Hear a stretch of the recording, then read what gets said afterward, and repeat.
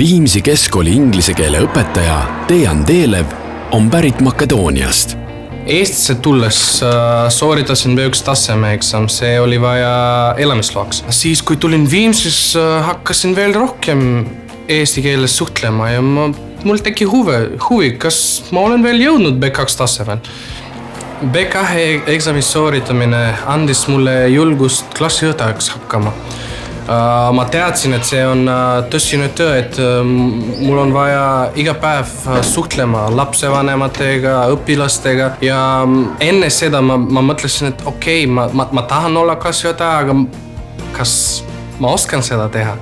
Ja siis, kui ma sooritasin eksamit, tuli see enesekindlust ja ma mõtlesin, et okei, nüüd on aeg. Eksam oli minu jaoks lihtne, nagu tavaline keeleeksam, ei olnud mitte midagi ootamatult. Kuna ma olen palju harjunud suhtlema, siis sain selle osaga ilusti hakkama. Kirjutamine oli natuke raskem ja kui ma uuesti teeksin selle eksami, ma kindlasti harjutaksin rohkem esseed ja kirjeldused kirjutama. Ma sain eksamile kiiresti ja eksami tulemused sain ka suhteliselt kiiresti kätte.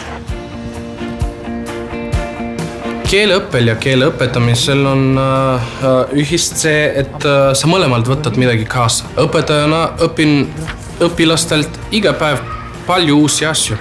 Riigikeele eesti keele oskus B2 tasemel tähendab toimetulekut keerukamates suhtlusolukordades ning oskust luua sidusat argumenteeritud teksti.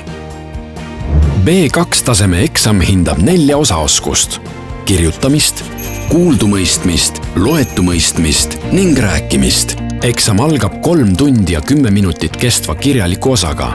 Ühe paari suuline osa kestab 20 minutit. Vähemalt B2 tasemel peavad eesti keelt oskama näiteks raamatupidajad, pedagoogid, ämmaemandad ja meditsiiniõed, turvatöötajad ning ametiasutustes töötavad spetsialistid.